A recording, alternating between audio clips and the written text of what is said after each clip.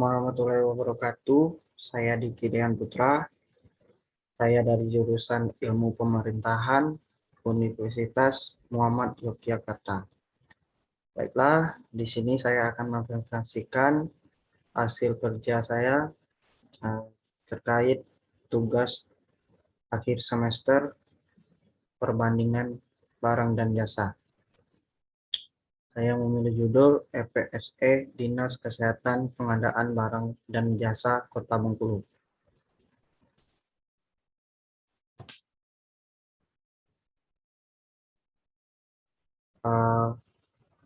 Bab 1 pendahuluan latar belakang. Yang pertama, sumber daya manusia dalam era otonomi.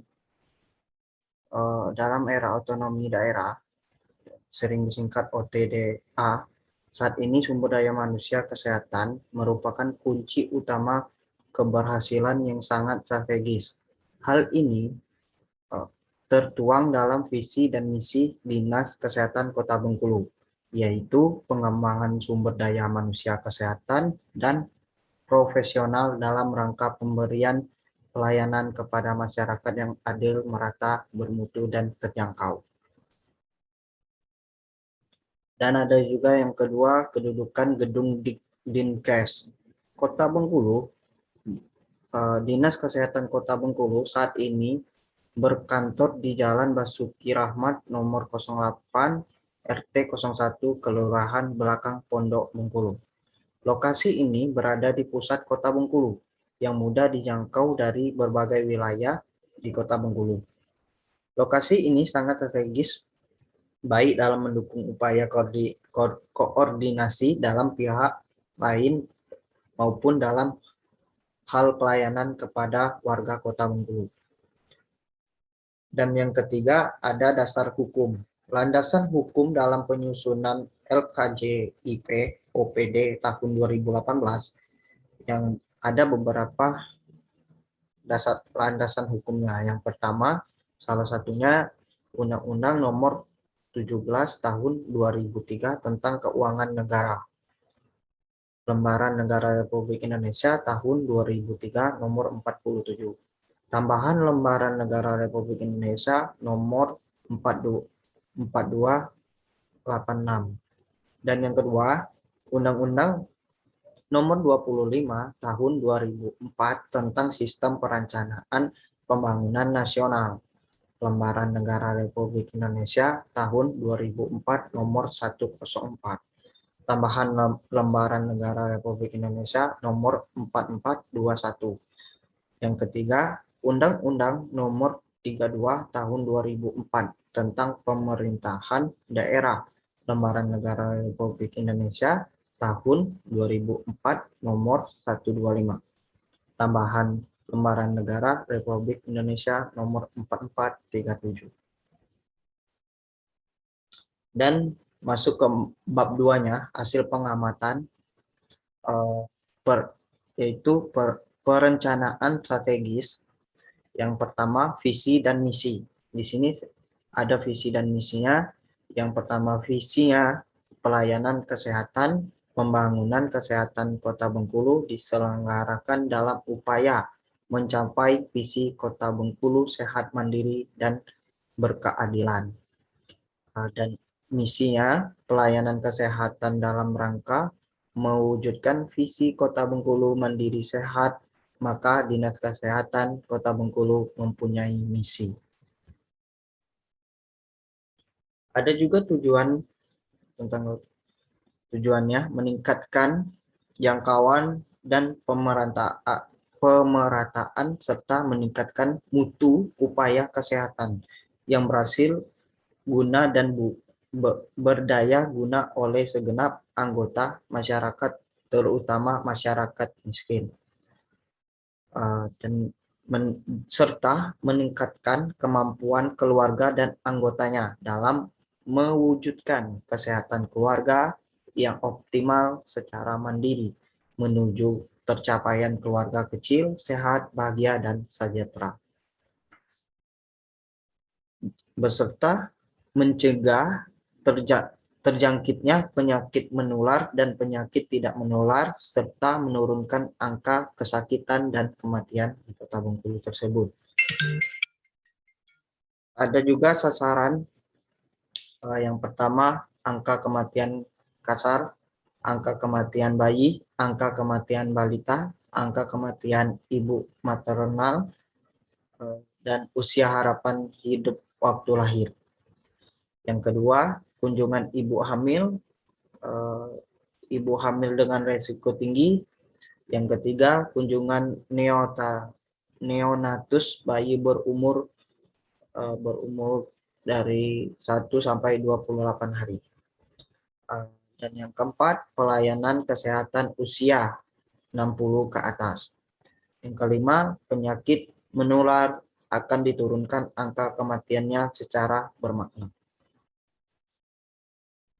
Dan yang keempat, perencanaan kinerja, di mana Dinas Kesehatan Kota Bengkulu dalam lingkup makro yang berkaitan dengan target yang tertuang dalam Rencana Pembangunan Jangka Menengah Daerah tahun 2014 sampai 2018. Bab 3. Dengan adanya masuk bab 3 tentang analisis, yang pertama, akuntabilitas kinerja.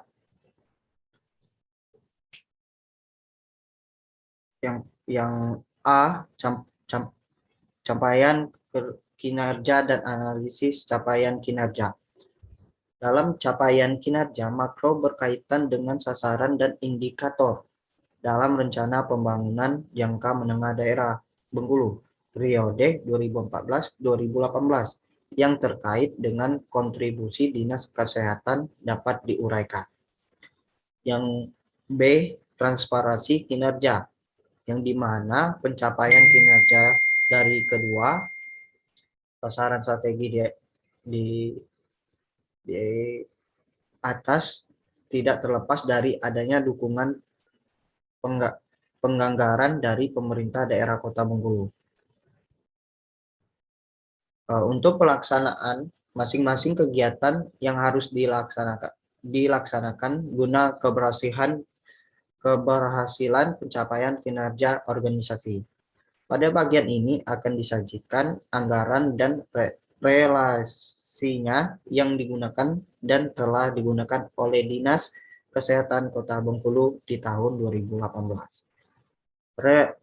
Realisasi anggaran yang tercermin dari pelaksanaan DPA tahun anggaran 2018 dalam mendukung kinerja dan menunjang operasional Dinas Kesehatan Kota Bengkulu disediakan penganggaran sebesar 94.394.000 dengan rincian belanja tidak langsung dalam kurung gaji dan tunjangan 45.121.000.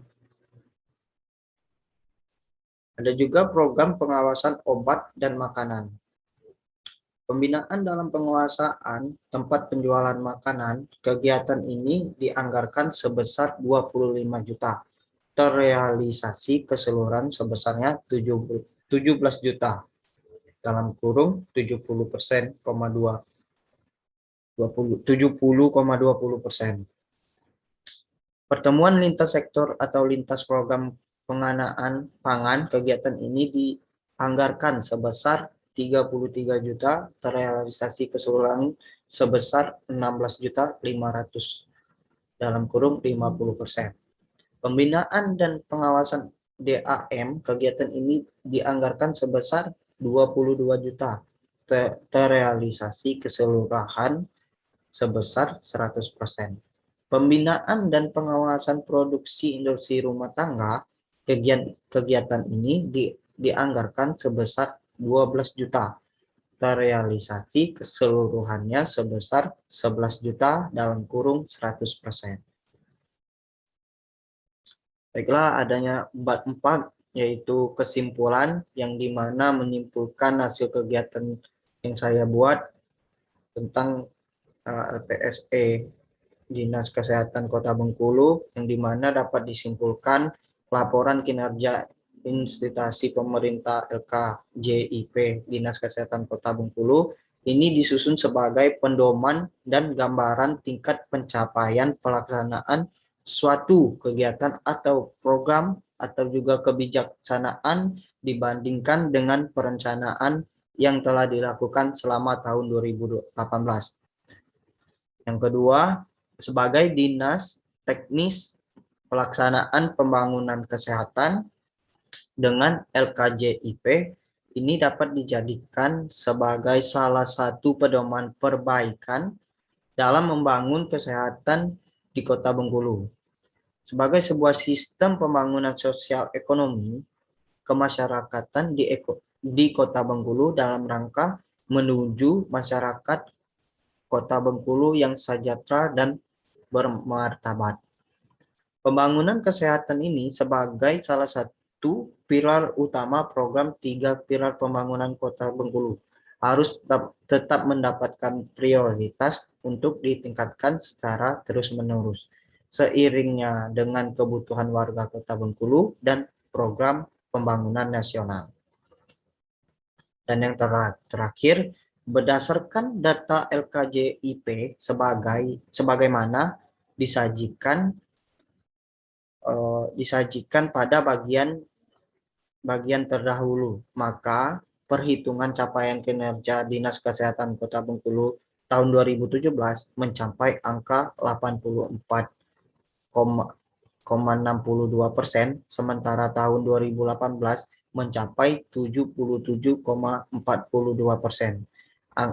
Angka ini dengan kategori yang sangat baik, meskipun angka ini sebagai gambaran secara umum dikatakan umum karena keberhasilan ini baru menggambarkan kondisi capaian kinerja secara menyeluruh, karena masih didapati beberapa kegiatan yang perlu ditingkatkan lagi di masa yang akan datang untuk selanjutnya. Baiklah, sekian dari presentasi yang saya buat. Apabila ada salah, saya mohon maaf. Wabillahi taufiq wal hidayat. Wassalamualaikum warahmatullahi wabarakatuh.